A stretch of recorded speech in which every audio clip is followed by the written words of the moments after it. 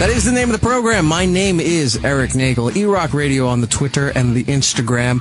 And my co-host, Matt, is here with me, Geek Stuff OG on the Twitter and the Instagram. Hello, sir. And people always ask, why do you always start off the show with your social media tags? Because it actually means more than the phone number nowadays. That's right. Having you call into the show is nice, and it's necessary, and Absolutely. it does help. But in the long run, for some reason, look, the world runs on Twitter right now. Not even Facebook, it's just Twitter. Yeah, 2 weeks ago, I think we did a just phone call show. Right. But normally we do we do a what are they saying on Twitter show. Right. How can we interact with those questions? The tweets, if That's you will. right. That's what the kids say. So that's why we do it. It is the show here. We're not giving out the phone number tonight because, look, it's a brand new show, but I'm not going to lie to you. We're not live. No. This is pre-recorded. It is Thanksgiving weekend. It is. The holiday has passed. We are right in the middle of the Black Friday weekend.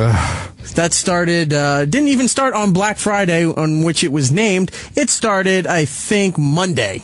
Yes. All week, some places had Black Friday sales going the entire week. It actually started even earlier than that. It started the week prior because Amazon has already been tweeting Black Friday sales daily, and they're all sales that are ongoing.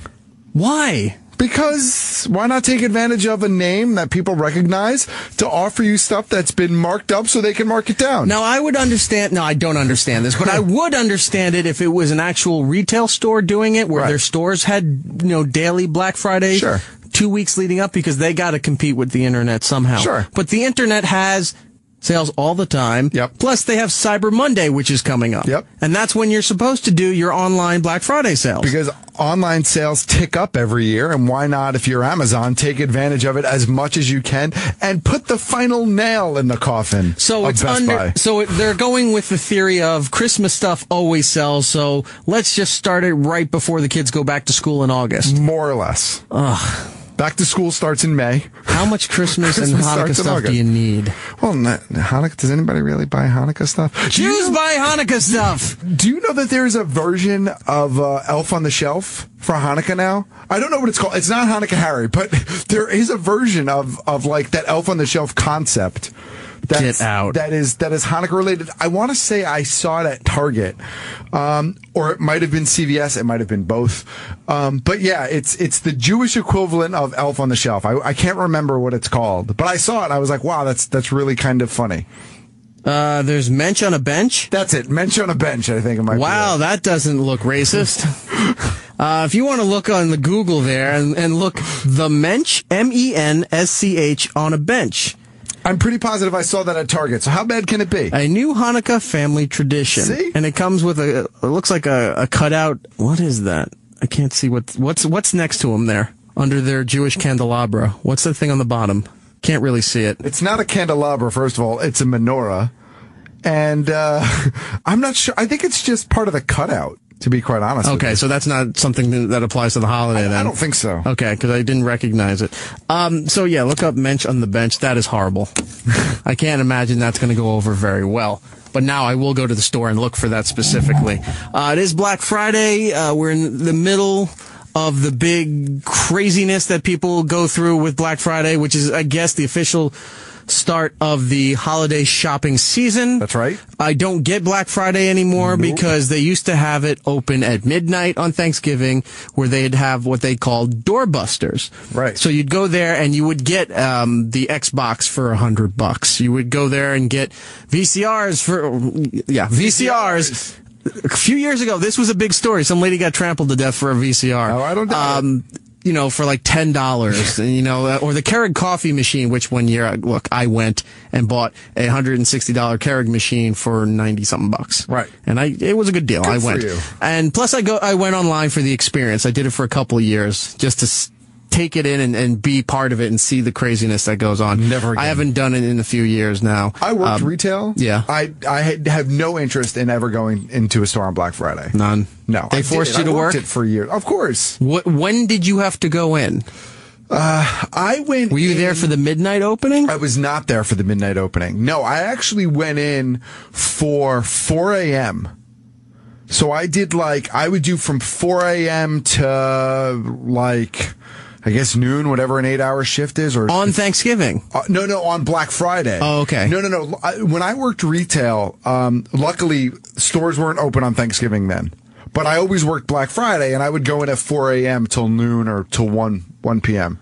at the Suncoast Motion Picture Company. Suncoast. Yeah, Do they man. still exist? No. They're gone, they right? They were bought out by FYE. I think there's probably Because they looked very similar. Suncoast was a way better store. Was it? Yeah.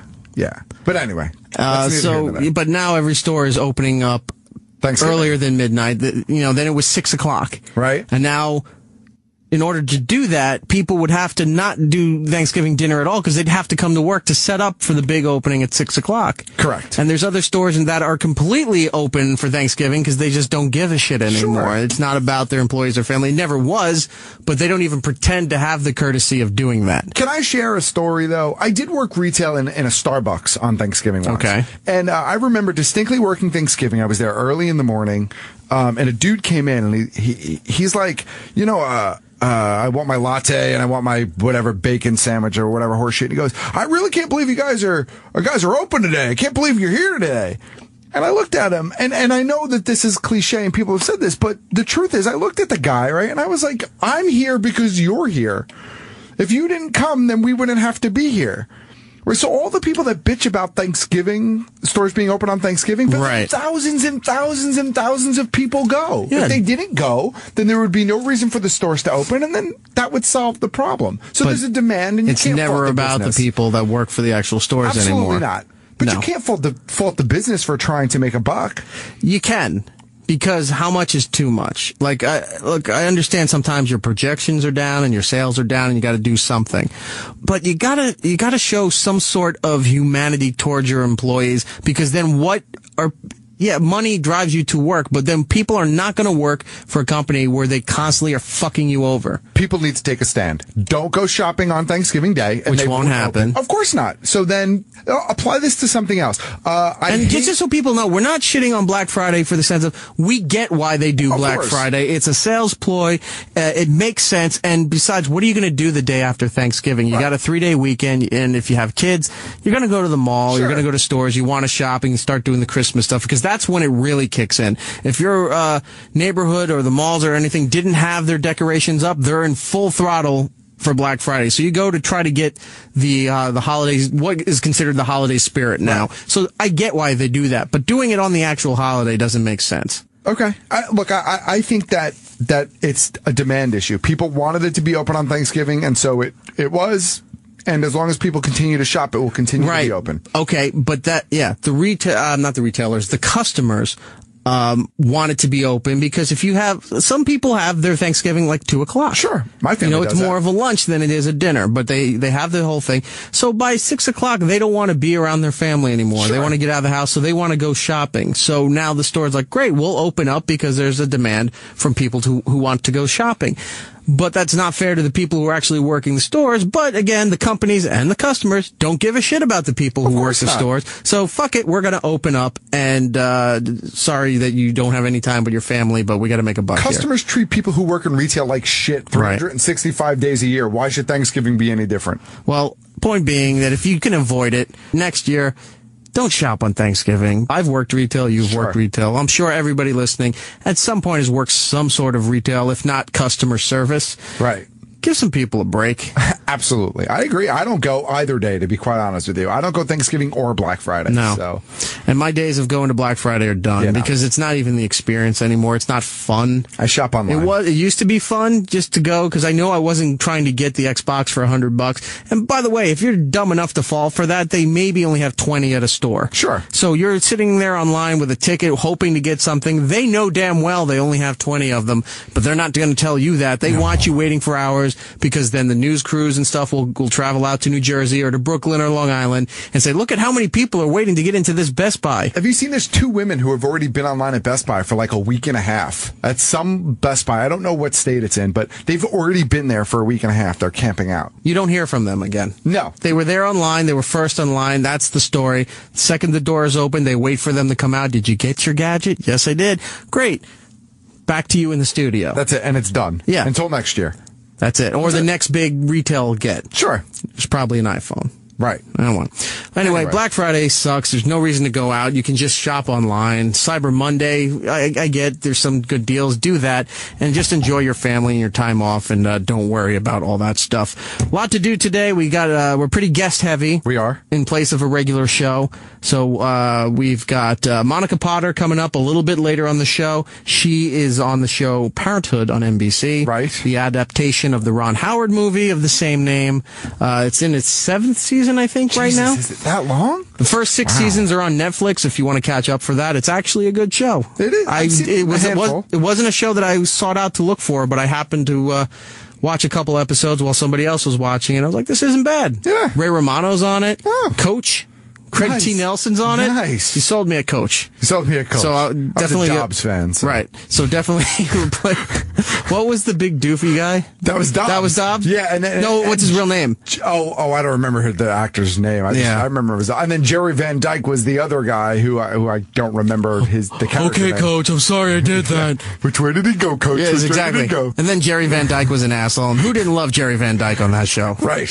So she'll be on the show a little bit later, but we'll start off with Anson Williams. Do you know who Anson Williams is? Who's Anson Williams again? Potsy from Happy Days. Oh, right. Rainbows. So what's Rainbows? Rainbows. It's a South Park reference. I think it was season 1. The whole episode, the gang is talking about looking for rainbows or something, and Cartman thinks it's this horrendous thing. And so the entire episode, every time someone brings up rainbows, he thinks it's like some like terrible sexual thing or terrible just poop humor thing, right? And then at the end they explain it to him, and it's like, oh right, rainbows. No, I like those. That does sound familiar now. Rainbows. I'm so far removed from season 1. It was like season 1, season 2. It was early on. I gotta have to go back and look for that. So that's okay, one of those rainbows. Things that's stuck in my head. It's part of my vernacular now. Well, now it'll be part of mine and everybody else listening. Anson Williams, he was Potsy on Happy Days. Mm-hmm. He has a new book out called Singing to a Bulldog, From Happy Days to Hollywood Director and the Unlikely Mentor Who Got Me There. All right. So without further ado, let's talk to Mr. Anson Williams. Mr. Anson Williams, hello. How are you, sir? I'm great. Nice to be here. How many times have you heard this, that I grew up watching you? Oh, just a couple. Just a couple? I mean, it seems to be following your whole career. Well, at the time of Happy Days, there were only 3 networks. Right. So, there were 60-some million people watching a week. So, right. We all grew up with each other. I was born at the end of the 70s and got to watch pretty much the end of this series, but all over again when they started syndicating, especially in New York. Yeah. And one of the things I got to ask about is watching Happy Days and then watching Battle of the Network Stars. Right. And it was also very notorious for Happy Days having a pretty kick-ass softball team. Yes, we did. So whenever you see clips of this and you look and you go, that's the Fonz, and then there's this guy in really short shorts with high socks, and they didn't do any kind of wrestling kayfabe thing, you gotta stay in character if you're gonna be out in public like this. No, it was, you're in it, you're not of it. Right. And the one thing with the Happy Days set, especially Gary Marshall, he used it as a school. He said, yeah, you're actors, but you're not going to be actors all your life, especially you, Anson. Right. And he said, that's not good to be called out. No, he knew my entrepreneurial abilities. Right. And all this.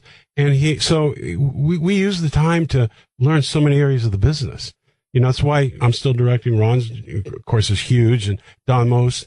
We're all still involved in the entertainment business because we had a good mentor. We had a good teacher. We took the opportunity at hand and created other opportunities. So Gary was really the one saying, look, this is going well. This is good. It's not going to last forever. You bet. You need to learn. It's like when your parents say, yes, if you want to pursue this as your career, go ahead, but at least, get a backup degree when you go to college. Totally. Right. Yeah. And so I would, going back to, my book, Singing to a Bulldog. Oh, we haven't plugged that yet. Let's do that right now. Singing to a Bulldog, From Happy Days to Hollywood Director and the Unlikely Mentor Who Got Me There. Right. Well, the Unlikely Mentor was a man by the name of Willie Turner. When I was 15 years old, I was a pretty unfocused, not confident kid, pretty much a mess.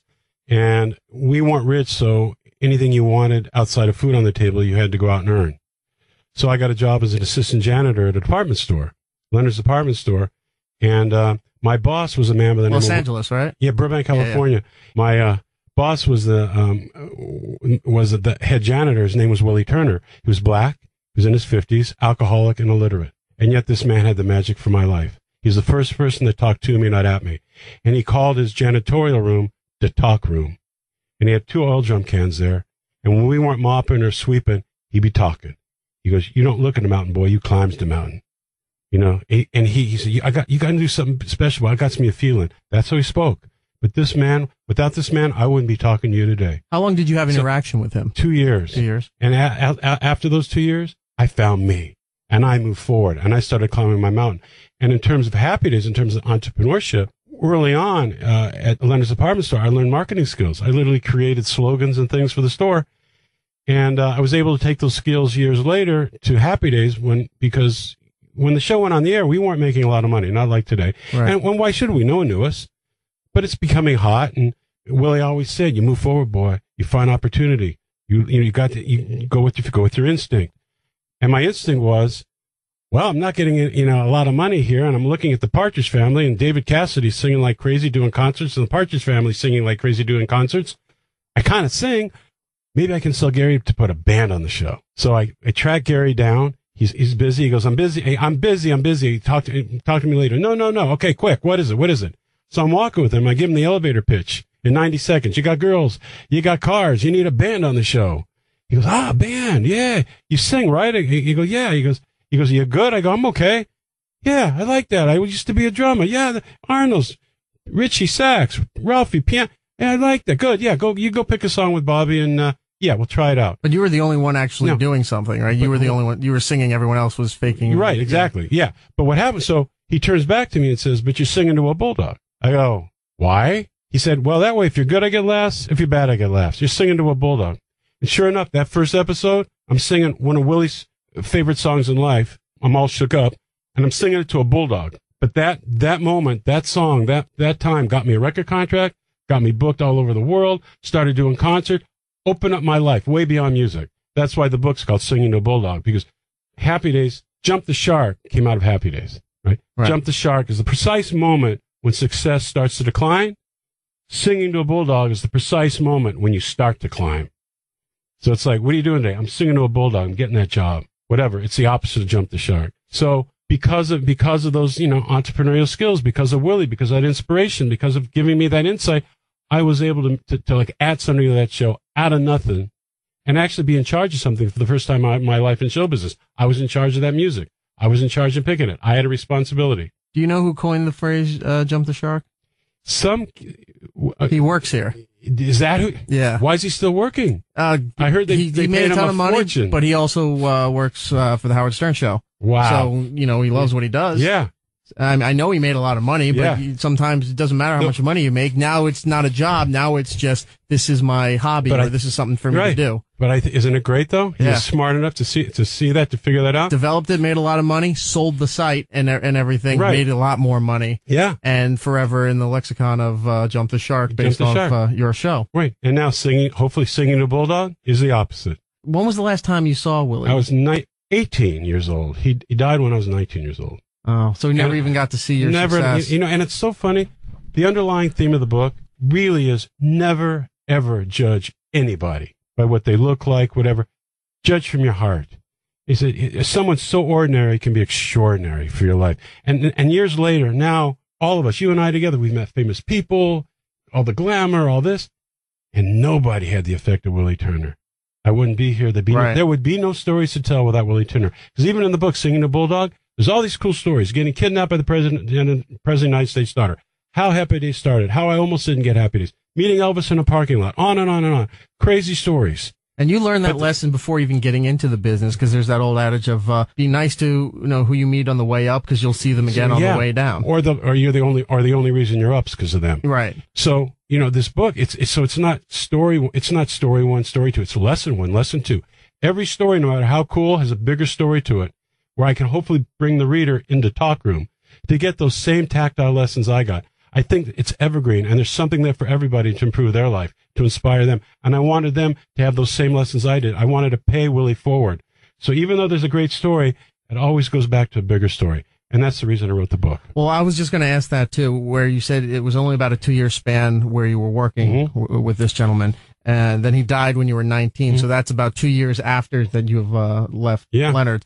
had he still been around to see your success, or even like the beginning of it, with your pay it forward, you're using his advice and applying it to your life and what have you. Would you have gone back and done something for him? Does that run through your mind? Like, man, if he was alive, I would have gotten him this. He loved this old record, or maybe I would have got him a new car or something like that. I'm paying him back. I'm paying him forward. To me, I want him to keep living. Right. I want his lessons to keep, I want him to keep growing today. So my gift to him is paying him forward. And if he was alive today, I think he would say, we did good, boy. We did good. Move on. Because his whole thing was move forward. I want to go back to Happy Days for a tiny bit, where you were talking about Gary Marshall. How free was he with being hands-on as far as the way the studio ran or the operations and seeing, I mean, you're all there for behind-the-scenes stuff, but actually being part of the process outside of being the actors and reading the scripts? He insisted. Go talk to the lighting guy. Go look how they're switching the lenses on the camera here. He set it up. You know how I learned to direct? I stood next to John Schlesinger directing Day of the Locust. That was my teacher. Or Roman Polanski doing back scenes on the back lot at Paramount. That was my teacher. Or watching every Grease musical number being filmed. So my teachers were the working directors. Gary made that possible. He also said, come to the writing sessions. Everybody, the whole cast included a lot of the iconic stuff in the show. You know, Don Moe said, I still got it. That came from him. Right. Mr. and Mrs. C, all that was from me. I said, why are we saying Cunningham? Why not just Mr. and Mrs. C? Henry, every part of that character he created. I mean, so much was added by the cast because Gary was open for input, for collaboration. You didn't do your first directing gig officially till after Happy Days, right, when you were doing an after-school special. Right. I saw in the notes that you said Ron Howard helped you get to that point. Very much. Did you have a point maybe in the later years of Happy Days where you were thinking like, maybe they would let me direct a scene of the episode or let me direct an episode, or did you not feel that was appropriate? No, we never, we had such a great director on Happy Days. His name was Jerry Paris. He directed the Dick Van Dyke shows. He was the next door neighbor, the dentist. Oh, okay. Yeah, Jerry. Yeah. You couldn't have, he was the greatest comedy director in the world. Talk about a teacher. Right. Even Ron Howard says, whenever I direct comedy to this day, I feel Jerry on my shoulder. That's not funny. That's not fun. No, you could do it this way. So no, we never did that, but I did. It did inspire me to produce. In fact, I produced in 1980 a film, and I wrote the story called Skyward with Bette Davis. Ron directed it. We both exec produced it. So I was producing from 1980 on, and the show ended in 84. Producing's kind of cold. You're kind of away from everything. I liked the tactfulness of being on the set. And Ron said, you should direct. I go, oh, great, a third career. So I had in development a story I had co-written called No Greater Gift, an after-school special about organ donorship. And because Ron backed me, meaning if I screwed up, he would take over this little show, I was able to convince the network to let me hire myself for my show. And it was like fish to water. I loved it. We won the Humanitas Award for writing. I mean, it became this big hit. Then the next script was Lone Star Kid with James Earl Jones, which I co-wrote the script, exec produced, directed that got, and then I started getting hired from there. But I had to create my own destiny as a director by creating shows and hiring myself. And since then, it's been a great career since 85. Did you have something that maybe, I don't want to say regret, but do you look back and like, man, I wish we could have done different, or maybe I should have said something about that because it didn't feel like it came out the right way? Was there something that happened in the show that maybe you felt should have been changed? No, well, no, I know it was Kismet, the show. The chemistry was above the page. No, there was nothing you could change. Once Don and Ron left, no matter what they did, if you want to know where Jump the Shark started, it wasn't the episode. That was it. Right. Because you take those two pieces away, you can't replace it because it's bigger than the page. It's a chemistry that's from the heavens. I always thought they shouldn't have revealed Jenny Piccolo. I think the mystery of just telling stories about this girl you never saw, because it became a trend, on Cheers, you never saw Norma's wife, you never saw the brother's wife on Frasier, and then they still do that to this day where there's always one character referred to, but you never see. I think that maybe they should have just left well enough alone with that. But that's just me as I think Kathy Silvers would have been mad. But I never would have met Phil Silvers if she hadn't showed up. Oh, that was her father. Oh, wow. I wasn't aware of that. Yeah. Well, Phil he's Silvers. Quite a big deal. Yeah. He came to the set. He's done a lot of TV. He played her father on the show, on a segment of Happy Days. Let me ask you about a different show then, WKRP. Did you ever watch that show? I love that show. In fact, Howard Hessman, we hired him for Skyward with Bette Davis. Okay. Yeah. Do you know you were mentioned in an episode? And by sheer luck, I happened to watch it last night. No. There's an episode where Mr. Carlson and his wife are in the office, and they just found out that she's pregnant. Right. And they're trying to go back through their calendars, trying to figure out when this might have happened. Right. And the wife goes through her calendar and she said, oh, it was the night that Anson Williams was hosting The Tonight Show. And I went to look that up, and I'm like, that must have been a throwaway line because I couldn't find anything about you doing The Tonight Show. I've never been on The Tonight Show. Merv Griffin all the time.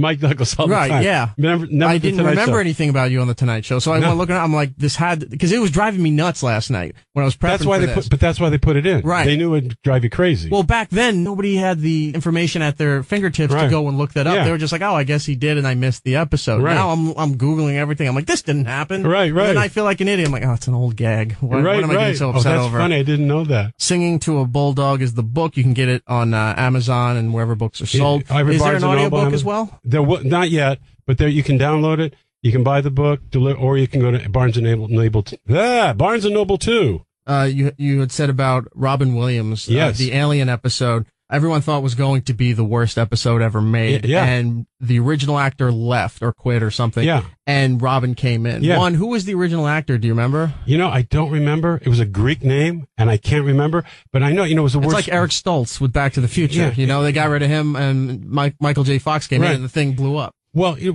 was honestly, the script was horrible, awful, terrible. I mean, and the actor, poor guy, just couldn't even. I mean, make anything. With it. And he quit.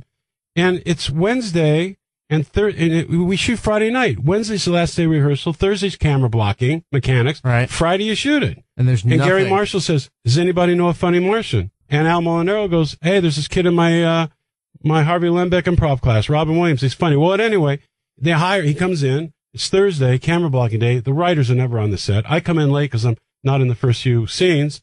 Walk in, you could hear a pin drop. Every writer on the set is writing down everything going on. Jerry Paris looks at me. He's a genius. He's a genius. And there's Robin Williams making magic, creating, They just let him ad-lib. improving the whole episode. And nanu, on it. And all of a sudden. So that wasn't even written? Robin Williams made his whole platform. He created they said, you're this alien. Here's this scenario. He created, go with it. Every scene he was in was improv. And it became, 24 hours later, one of the best shows in the history of television. All created by Robin Williams. Anytime they do flashback to classic television with Happy Days, if it's not the shark jumping, it's Fonzie in Arnold, where he's moving in slow motion and then like that and coming out of the magic, field that the alien had put on him. I got another thing. You know what the most watched Happy Days? The most watched episode in the history of Happy Days? Is it the one where Fonzie's doing the Russian dancing? Nope. No? Potsy Love, when I sang Put Your Head on My Shoulders. Really? Highest rated one in the 10.5 years. Do people bring out a screenshot to sign that when they come see you at places? Never. No? Not that one. Did you take anything home from the Happy Days set? Do you have the big A from Arnold's? Like, somebody has to have that. I was so bad. I could have had one of Henry's jackets. Yeah. And could have bought my house with it. I could have had the middle booth of Arnold's before they burn it down. I have my jacket. I have your Letterman jacket. My Letterman's jacket. That's what I got. All right. Well, I guess that'll have to do. Terrible. You ever go to the Smithsonian and go, what could have been? Yeah, I'm looking at that going, I said no. Oh, no, I know. It was the last day of filming. They're cleaning out the wardrobe department. Mickey, who's head of wardrobe, goes, "Hey, you want this?" Nah, that's okay. There were 4 jackets ever made.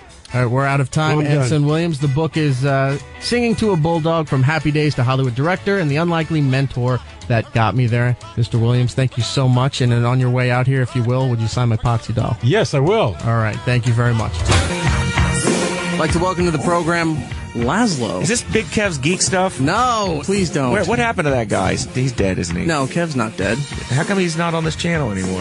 Same reason all of us aren't on this channel You would anymore? have to ask Tim Sabian that answer. But Tim Sabian's not on this channel anymore either. This place is this is like a zombie apocalypse movie, this whole place. It's just slowly shedding everyone. Right. A lot of turnover. One of the hosts gone. Yeah, the namesake of the channel is gone.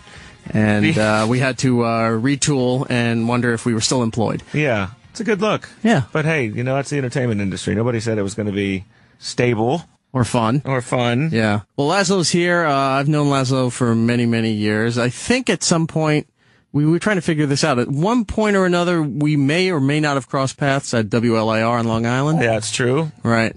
I worked there for a while. And then you've been associated with this show, geez, 10 years. Yeah, since it came onto satellite. Right. Yeah, exactly 10 years. You did part of your show before coming over to XM. You did it over at K-Rock when K-Rock was still around in New York City. And K-Rock was still doing talk. And one of the coolest moments I had on your show was being there the Sunday after Howard ended his run at CBS, and we got to look at see how them just gutting the studio. They were tearing it apart, right? And stuff was laying in the hallway, and some of it may or may not have ended up at my house. Yeah, you were looting. Yeah, That was a weird scene, the whole thing. And then they'd offered us a full-time show. It was going to be late nights from like 11 p.m. till 3 in the morning. Right. And, of course, for shit money. Is that John Minnelli? I think it was one of those folks. I said, my sidekick can actually make that amount of money or more as a carpenter. Right. So until you start offering some real money, then I wasn't going to have him quit his job. And I'm glad, because then all this next thing you know, it's some pop nonsense. Right. But going through the hallways in there and taking a lot of things and what have you, there were engineers at K-Rock that were throwing out his Las Vegas set downstairs in the dumpster. One of the guys went down there and took the big Vegas sign. I saw him walking out just down the sidewalk and went to the parking garage and shoved it into his car. It's really weird how, you have a legacy show like that, and then it's just gutted. But that's the way of radio. Right. Somebody leaves and it's like all this amazing stuff just gets looted and tossed out the window. I think some of it was supposed to make it over to Sirius, but we see that didn't happen. Laszlo also works at Rockstar Games, which everybody who listens to this channel knows, and knows his history with the Opie and Anthony show, and knows his history with Grand Theft Auto. What? That's a video game shirt you're wearing, isn't it? It's a BioShock. That it is, Rapture. Nice. Yeah, I'm a big fan of that series. Did you like Infinity? I loved them all. Right. Video games are...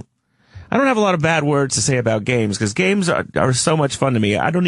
People say, do you watch that TV show? No. Have you seen that movie? No. Because all I want to do, I don't have enough hours in the day to play the games, that I want. And, when I go home at night, I don't turn on television. I don't even have cable. I literally just fire up the Xbox One or the PlayStation 4 and just play games. How is that an escape when you're working on stuff for video games to go home and then play video games? It's weird. Everybody at Rockstar seems to do that. You've got a controller in your hand a lot of the day, and then you go home and play games. But the thing about it is you experience games in a different way. So, when over the last few months, we'd added all this new content to GTA 5, because we have all this additional things that we can do with graphics and audio and so forth with the next-gen consoles. And so, you've got a developer build, and you're flying through the world and dropping your character and then testing out functionality and testing out audio and all that. It's very different than going home and, playing a game that another company made and getting immersed into that. What do you play when you're not doing Rockstar stuff?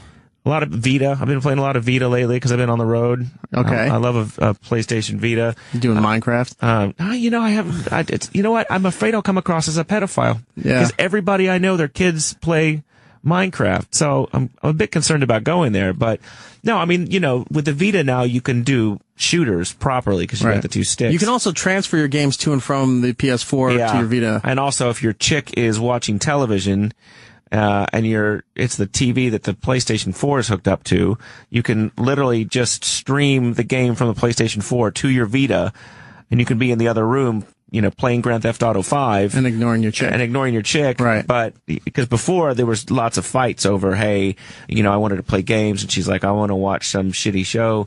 But now you can just turn the PlayStation 4 on, it connects to the Vita, and then you're playing the game on the handheld device. Does it bother you when some people think, when they see all the promotion for GTA 5 on TV and whatnot, like, oh, finally it's out, and not realizing it was out a year ago on the PS3 and the Xbox 360? Really? Yeah. I don't know how they missed that. I don't know either. It was the biggest thing I've ever been involved in. Right. It was but like not everyone, but some people do think that this is the grand launch of the new GTA series. We have, released a lot of promotional videos and trailers and stuff lately, and the commercials are all over TV. Because, work didn't stop when we shipped GTA 5 on the previous consoles. We were still making content because you have a ton of people own 360s and PS3s, but we knew that there was some really exciting stuff that we could do with the next gen consoles that we couldn't do with the previous gen. So work never stopped. I mean, we didn't stop and have like celebration launch parties or whatever last year. We went straight into polishing and working on, first person mode and all these other things that are new to the series. On the Rockstar website, you have side-by-side comparison videos of how everything looked on PS3 and Xbox 360 compared to Xbox One and PS4 now. With the new updates for the new generation systems, is there anything maybe a little special in the PlayStation version than the Xbox One version, or are they both equal? No, they're both pretty much equal. It's just a matter of which online system you prefer, Xbox Live or the PlayStation Network, and both of them have their benefits. I kind of used to go one way or the other, and then right. when consoles came out, I just bit the bullet and just bought both, because there's games that come out on the PlayStation 4 that aren't on the Xbox One, and I'm like, oh, I really want to play that game. I've seen that a lot, because I'm in that kind of quagmire where I don't know which system to get right now, and I put it off a year, and now it's at the point where I have to now get something, because if I want to keep playing Xbox 360 and PS3, you're just not going to do it anymore because those game lines are drying up. I've seen so many people nowadays with these two systems buying both, and they're at the most expensive that gaming systems have ever been. And that's just so unusual that it's like, look, screw it, I'm just gonna have to buy both because of, I think PS4's got more RPG stuff and Xbox got more, first-person shooter style stuff. Yeah, I think that could be true. That the thing though is when I turned off my cable, I was spending a fortune on cable. Right. When I turned that off, to me it freed up $140 a month for other entertainment. And so, if I want to watch TV shows, I've got Netflix through my PlayStation or my Xbox, or, my smart TV came with it. And, people freak out, oh my God, a console is $400. But it's like you spend $150 a month on, iTunes and cable and all this other kind of stuff that, when you spread it out over a year, it's not that crazy to buy two consoles. Right. And also you don't get that whole regret of like, oh, I really would love to play that game, but I can't, because, the console developers will do exclusives to try to get you to buy their console. Yeah, that was another thing I wanted to ask you about. Were you guys approached to have some kind of exclusive deal? Because Destiny that came out not too long ago, Sony and PlayStation had this thing where they bought even into advertising exclusivity, where they could advertise the game, but Xbox couldn't advertise the game for Xbox. They had to go and do some, workarounds, but they couldn't just have a commercial saying we have Destiny for the Xbox. I mean, it's gotten that far now. Well, yeah. I mean, it used to be, GTA was PlayStation only for quite a while, and then the Xbox came along, because 3 was the one that went through the roof as far as mainstream goes, and that was PlayStation only. That was PlayStation only, and then when the Xbox came around, and we released GTA 4 in 2008 on both the Xbox and the PlayStation. And so, now those two companies are fiercely competing against each other. So they'll do a deal with a video game manufacturer and say, we want to be the logo that is associated with, your title. So it's all marketing stuff. I don't get involved in that. It hurts my head. Are you still catering to PC gaming or no? Well, GTA 5 is coming out on PC in January. Okay. So, is it going to get the big push like the platforms are getting here? The PC market has been wanting it for a long time, and again, we're polishing stuff on that's not in the consoles. So each time a new version comes out, there's more stuff than there's a lot more that you can do, and we love the PC community because they go in and do cool mods, and it's like having an active partner that can show you some amazing things that are possible in your game. In fact, there was one guy who shot a movie in GTA 4, and it was so well done, and the cinematography was so great that we hired him to come work on our trailers. That's so weird. So, we pay a lot of attention to the PC community and the things that they're doing, and, I don't even, to me, the word machinima just cheapens what is some really cool stuff that people are doing. It's not just people sort of wiggling back and forth and doing some voiceover. People make some amazing stuff in the PC games. You're saying a lot of new stuff each time the game comes out, but the radio channels, there's a lot more content as far as the radio channels go. Are you still doing a show on the radio channels? The game that shipped last year, I do have a show in that one, with a female sidekick that I fight with constantly. Was this on the talk station? It was on the talk station. The West Coast Talk Radio? And so now we've added a lot more talk radio with Danny McBride has a show on there. He plays a character called Dwayne Earl in a Beyond Insemination is the name of that show. Chakra Attack is a show that's hosted by JB Smoove, who was fantastic to work with. So, the other thing is we knew that we wanted to create all this content, but the Xbox 360, PlayStation 3 version, there's just not enough room. Right. That's why, when you've got all this additional disk space, an additional horsepower of these new gaming consoles, it's like you can make the water look incredible and just have the graphics be so stunning. Yeah, the water does look incredible. I love all the excess you've put into the games. The country club looks amazing. The tennis courts looks awesome. Yeah. And the skydiving is awesome too. Nice. From the clips I've seen where the skydiving, you see the mountain range and the sunset and everything. It's just, I don't know how much further you can go that you need to develop to keep it that doesn't look real. It's amazing when we released Vice City, I was like, this game looks amazing. It's so beautiful. And San Andreas added even more. And with each new title, you go back to those previous titles where you're like, I don't know if it can ever look any better than this. Right. And then it does. I found my old, I forgot what it was called now, the old original PlayStation handheld for Vice City Stories. Oh, the PSP. This little circular disc and the white cartridge and everything. That was playing that for a while. And it's just like, it has come so far. Yeah. But the thing about that is look at a game like Minecraft or a game, like GTA 3, Vice City Stories, the graphics are interesting and good, but it has to have amazing gameplay. Right. And that's what gets people into it. So, there's games that have fantastic graphics, but if the gameplay sucks, is not there, or it's Titanfall is one of them. It's not engaging. I played a lot of Titanfall. It looked great. I don't like the fact that I'm not a huge first-person shooter game, but I don't like the fact that I couldn't just do it by myself, but it was always online. And that kind of throws me off a little bit because I just don't want to play with assholes half the time. You just I want to go and experience it for myself, but no, you can't. You're online. That's why you got to play with friends from work. That's what I do. You were talking about the gameplay. What's the runtime for playing the game if you don't do all the extra stuff? If you're doing just the story, how long is this going to take you about? 60 hours? That's not too bad. I haven't heard what the total is. There's so many things to get distracted with and enjoy that it's like... I never complete... in 4, I think I got halfway through it, but I was just having too much fun stealing the helicopter and just flying into the city and doing all these other little things rather than actually playing the storyline. Yeah, everybody plays Grand Theft Auto in a different way. Right. But the story in this one is really well done. It's worth taking it to the end because you got to make some interesting decisions. Any updates with the social club involving this game? Oh, dude, we're doing so many social club events. If you go to the Rockstar Games website, we give away a ton of stuff to social club members, and we do a lot of live broadcasts. I think we're talking about having you guys come by, and so your fans That'd be awesome. Decimate you in GTA Online. So, yeah, we have people stop by all the time. Celebrities and guys that helped us with the soundtrack and the score will come by and play. And that whole world of Twitch and the YouTubers out there.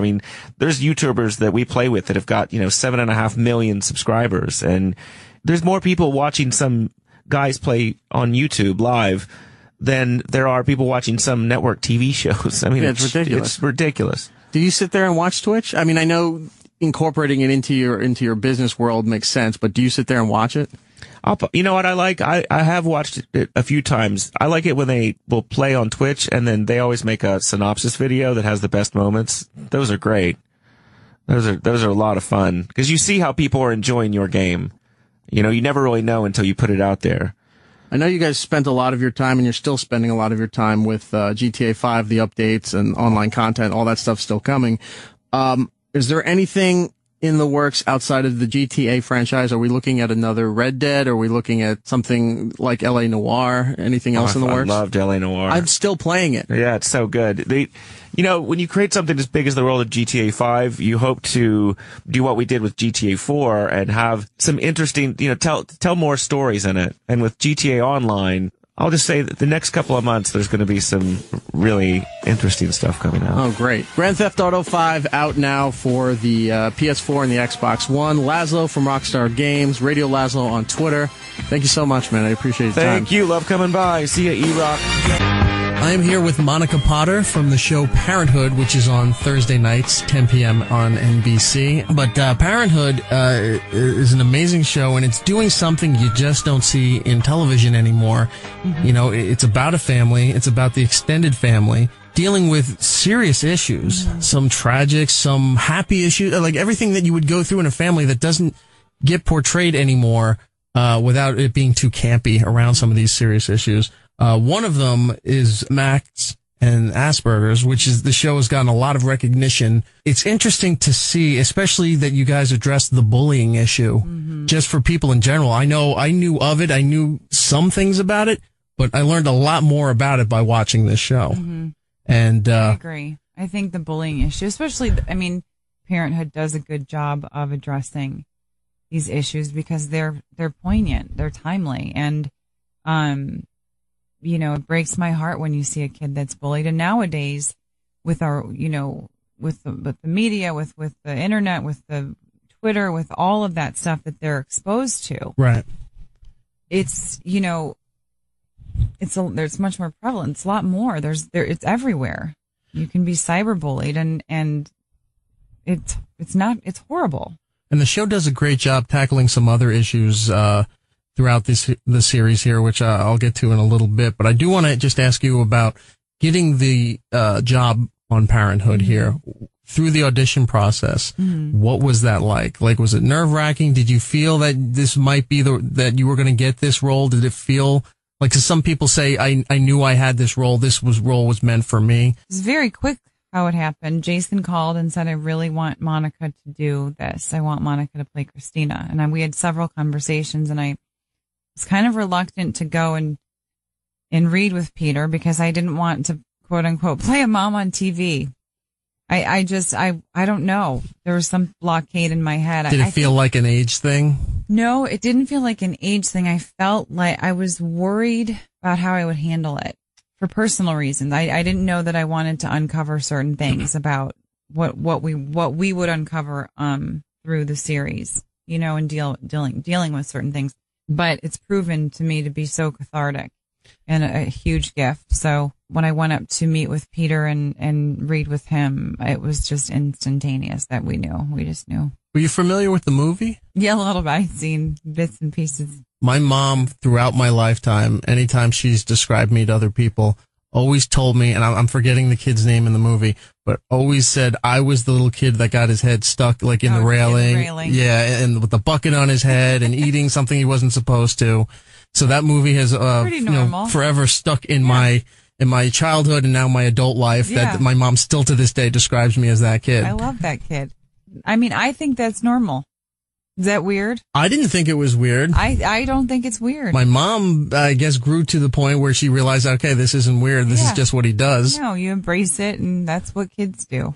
I gotta also talk about the Braverman family. There's something about watching this family that makes you want to be a part of this family. Because it's something that also is not done anymore, even in television or in real life, where the family gets together. They sit around a big table. They have set meals, not just for a holiday, but they do the big, is it a Sunday meal, right? They do the big Sunday meal, and they're playing football in the yard. Birthdays and everything. And the, I keep calling him Coach, because that's how I know him. I know.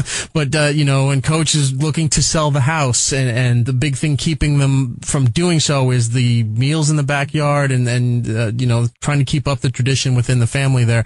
You don't see that in television. You don't see that in real life anymore. And it's nice to actually see that you can still sit down and live sort of that Norman Rockwell style life by forcing the family to do it, and then it just becomes part of the family. You're not, it's not a chore anymore. You know, a lot of people have different schedules in real life and pulled in different directions, and I think that that's something that I actually admire in the Braverman. Right. You just want to be part of that family, because you don't see it anymore. You don't. With family being so key to the, pretty much to the core of the show there, how come they don't show more of your family? They showed a little bit during the breast cancer stuff, but how come they don't explore your family? They've never showed anybody from Christina's family. We've talked to Christina's mom once on the phone. Actually, it was the script supervisor. It wasn't even a real actor. So they've never explored that side of her family, which I kind of happy about because it keeps it a little bit mysterious. Outside of your character, Yes. who is your favorite outside of yours? I would say I like Crosby's character because he just said he's not filtered. He just says what he wants. Thank you very much. Thank you very At least I much. got an answer. I was wondering about that. Yeah. And the fact that Coach drew me into the show when I saw it on Netflix, and now I'm hooked on it. Your Twitter is Monica Potter, and you also do Instagram, which do it all. you're pretty active on. Monica Potter Graham. Yes. In my website, mrspotter.com, I do all the DIY stuff. So it's all sort of interconnected. It's a lot of fun. It's a lifestyle for me. So I want to share it with people. I don't know everything, but it's a community where everybody can make mistakes together. There you go. Progress, not perfection. That's a good motto. Yeah. Parenthood, Thursday nights, 10 p.m. on NBC. The coveted 10 p.m. for Must See TV. Great slot. There it is. Season 6, Parenthood. Check out Monica Potter. Thank you so much. Thank you so much for having me. And that's all the time we have. Follow the guys on Twitter and Instagram at eRock Radio and at Geek Stuff OG. eRock Radio and at Geek Stuff OG. The show should be back next week, right here on OP Radio.